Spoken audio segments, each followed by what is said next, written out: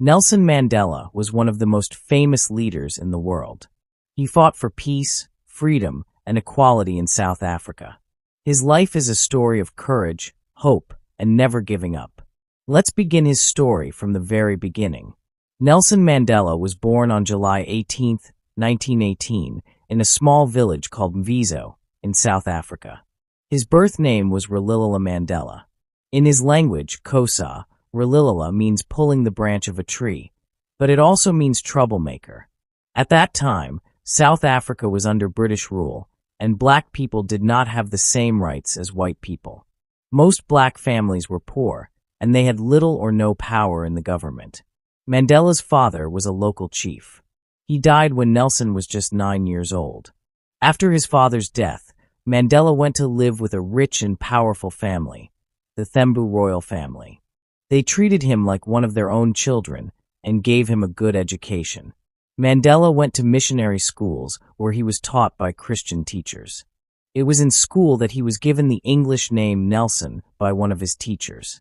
At that time, it was common for African children to be given English names in school.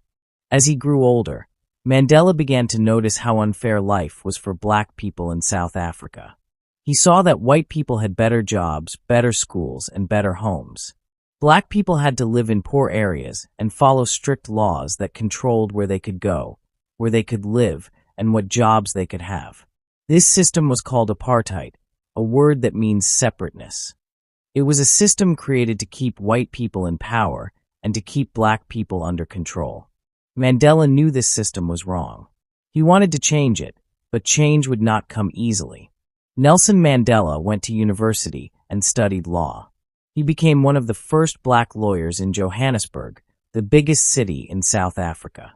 He saw how the legal system was used to hurt black people, not help them. In the 1940s, Mandela joined a political group called the African National Congress, ANC. The ANC wanted to fight for the rights of black South Africans. At first, they protested peacefully. They marched, gave speeches, and tried to change the laws. But the government did not listen. Mandela became one of the young leaders in the ANC. He helped start a group called the ANC Youth League. They wanted to take stronger action.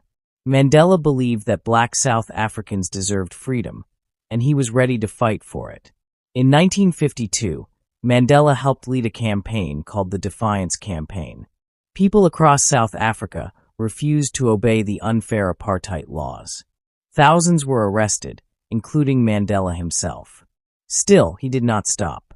He traveled around the country, gave speeches, and worked with other leaders. But the government saw him as a threat. They began watching him closely and tried many times to stop him. In 1960, something terrible happened. The police shot and killed 69 unarmed protesters in a place called Sharpeville. It was a turning point. After that, the government banned the ANC and made it illegal. Mandela and his friends had to go underground. They had to work in secret. They believed that peaceful protest was no longer enough. And so, after the Sharpeville massacre in 1960, the South African government banned the African National Congress, ANC. That meant no one was allowed to speak for the ANC or organize protests. If they did, they could be arrested, or worse. But Nelson Mandela and his friends refused to give up. Mandela went into hiding. He began using false names and disguises. He traveled secretly around the country, meeting people and organizing resistance. Some people started calling him the Black Pimpernel because he was so hard to catch. Mandela also went to other countries in Africa to ask for help. He trained in secret military camps. He believed that if the government used violence to keep people in chains, then the people had the right to defend themselves. In 1961, Mandela helped form a new group called Umkhonto we Sizwe, which means Spear of the Nation. It was the armed wing of the ANC. This group began planning sabotage, destroying buildings and railways, but without hurting people. The goal was to make the government listen. In 1962, Mandela was arrested by the police. Some believe that the CIA gave the South African government information that helped them find him. He was charged with leaving the country illegally and encouraging workers to go on strike. He was sent to prison for 5 years. But while he was in prison, the police discovered secret documents about Umkhonto we Sizwe's activities. They arrested more ANC leaders and put them on trial with Mandela. This trial became known as the Rivonia trial, named after the place where the leaders had been meeting. During the trial, Mandela gave a powerful speech that became world famous. He said, "I have fought against white domination, and I have fought against black domination. I have cherished the ideal of a democratic and free society. It is an ideal for which I am prepared to die." In 1964, Mandela and 7 others were sentenced to life in prison. He was sent to Robben Island, a small island near Cape Town, where he would spend many years. Life on Robben Island was very hard. Mandela and the other prisoners were forced to work in a limestone quarry all day under the hot sun. The white guards treated them badly. They were only allowed to write and receive a few letters each year. They could not see their families often. Mandela slept on a mat on the cold floor. He had a small cell with no toilet, no bed, and very little light. But even in prison, he continued to learn and teach. He encouraged the other prisoners to study, stay strong, and never give up hope. Over time, Mandela became a symbol of freedom. People around the world began to speak out. Free Nelson Mandela. Famous musicians, politicians, and ordinary people demanded his release. The government refused at first. They hoped people would forget about Mandela. But they were wrong. While Mandela was in prison, the fight against apartheid continued. In 1976, school children in Soweto, a town near Johannesburg, protested against being forced to learn in Afrikaans, the language of the white rulers. The police opened fire and killed many students. The images shocked the world. More and more countries began to place sanctions on South Africa. This means they stopped doing business with the South African government. The pressure was growing. People demanded change. Inside prison, Mandela stayed calm and patient. He kept talking to the guards.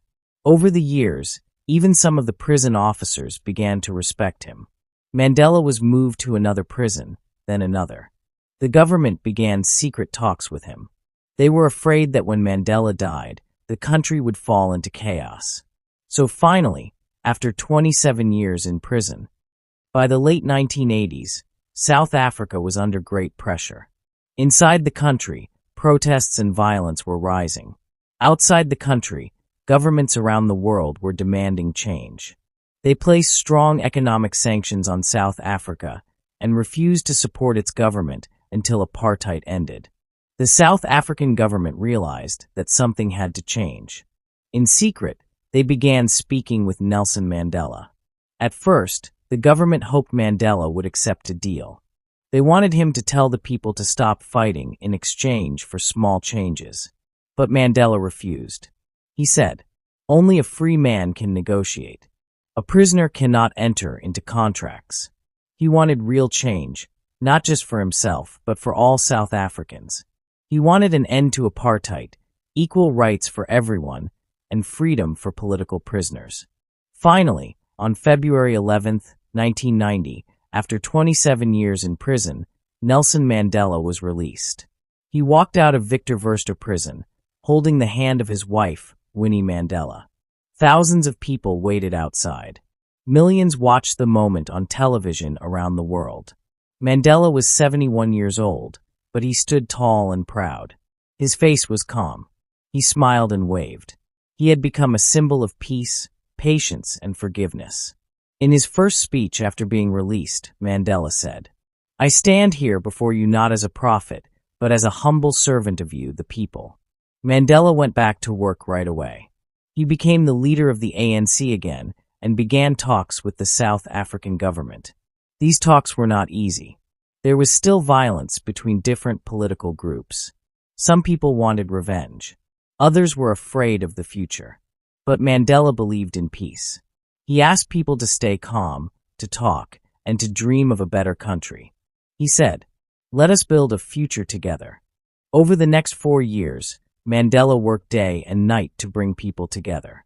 He met with white leaders, black leaders, community groups, and international guests. Slowly, the laws of apartheid began to fall. In 1993, Nelson Mandela and then-President F.W. de Klerk were awarded the Nobel Peace Prize for their work to end apartheid. In 1994, South Africa held its first democratic election. For the first time, people of all races were allowed to vote. Long lines of voters stood in the sun for hours. Some cried.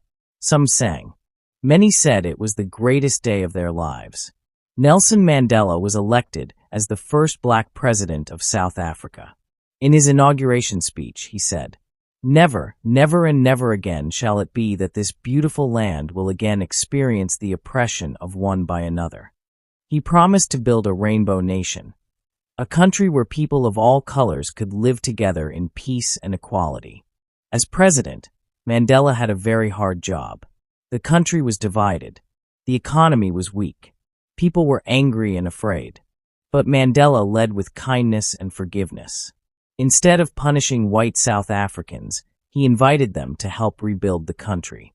He created the Truth and Reconciliation Commission, where people who had committed crimes under apartheid could speak openly and ask for forgiveness. This helped many South Africans begin to heal. Mandela even supported South Africa's national rugby team, once seen as a symbol of white power during the 1995 Rugby World Cup.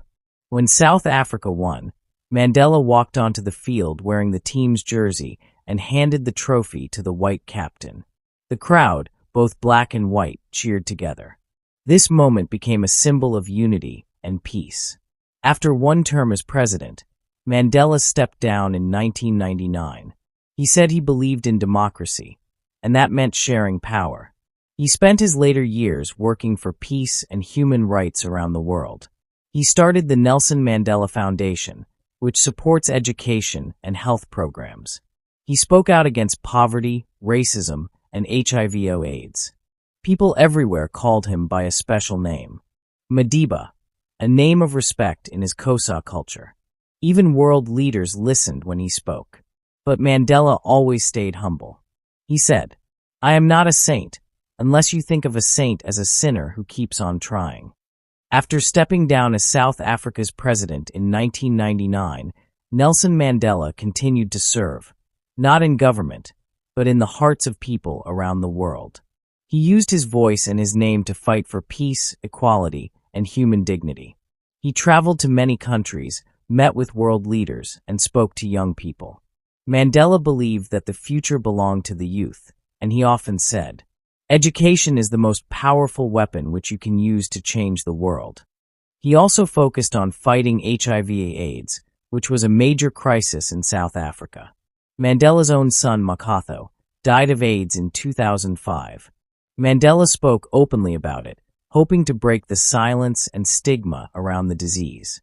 Through the Nelson Mandela Foundation, he helped support education, healthcare, and leadership development for young Africans. By now, Nelson Mandela was not just a South African hero, he was a global icon.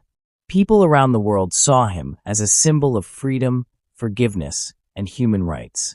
In 2009, the United Nations declared July 18th, Mandela's birthday, as Nelson Mandela International Day. On this day, people are encouraged to spend 67 minutes doing something good for others.